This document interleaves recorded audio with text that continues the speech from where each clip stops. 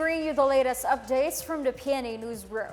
The Energy Regulatory Commission advised the public that electricity rates could spike during the coming dry season. ERC Chairperson and CEO Mona Lisa de Malanta noted that electricity rates go up during the summer months when the demand goes up but the power supply drops. She added that with the usual decrease in water level from March to May, the power output of hydroelectric power plants may be affected, hence the reliance on other fuel sources such as oil and gas, which are more expensive. ERC Undersecretary Rowena Guevara earlier noted that Luzon power grid may be placed under yellow alert for 12 times this year.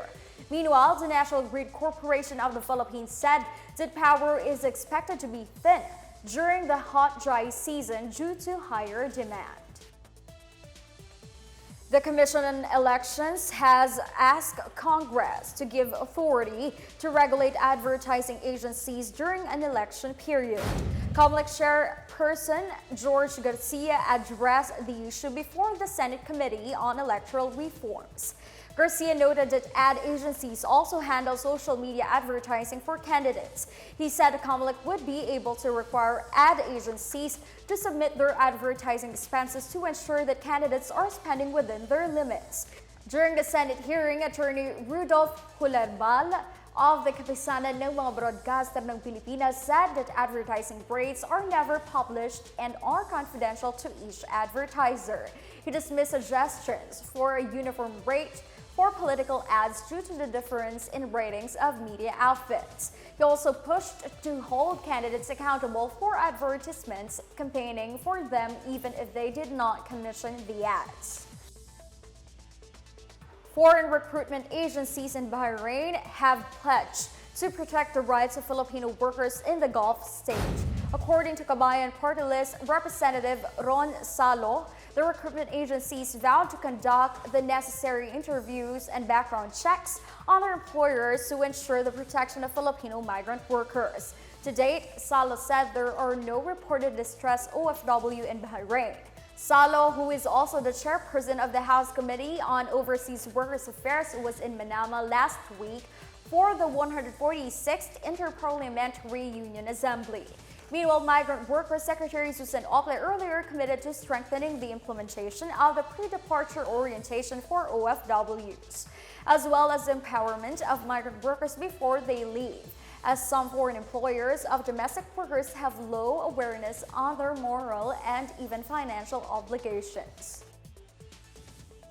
The Iligan Chamber of Commerce and Industry Foundation and Corporation launched a trade fair showcasing the best products in Iligan City. This is in a bid to recognize the vital role of women entrepreneurs in the country. The details from Charlene Colyantes. 10 micro, small and medium enterprises run by women in Iligan City took part in the trade fair organized by the Iligan Chamber of Commerce and Industry Foundation Incorporation. Suhaila Pacalna of Marawi Souvenir Shop is proud to sell Maranao products that carry the stories of their vibrant culture and identity. She said that they continued the legacy of their ancestors to preserve their tradition and culture. Pacalna thanked ICCIFI for inviting them again to sell their products. They sold 30,000 worth of products during the 5-day trade fair. So nagpapasalamat ako sa kanila na papromote ang aking product. Lalo-lalo na itong mga product namin sa Tugaya na pinaghirapan namin.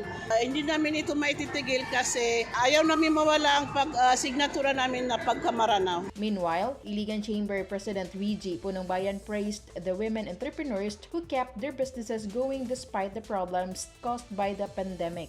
Kinsa tong gusto nga mag-start og business, dili gyud mo give up. Kaning failures mo ni ang maghatag sa atoa og success. Because of failures, maka-learn ta nga makahatag sa success sa atoa. The trade fair also features the best products from other MSMEs, ranging from handicrafts, processed food, home style and living, and others. For the Pna Newsroom, Charlene Colyantes of PIA Iligan, Lanao del Norte. That's the latest and the biggest stories from the Pna Newsroom. For more news content, visit our webpage or head on to the Philippine News Agency's Facebook and Twitter accounts. We're also shown on the Facebook page of the Presidential Communications Office. I'm Stephanie Civiliano. We tell stories that inspire change.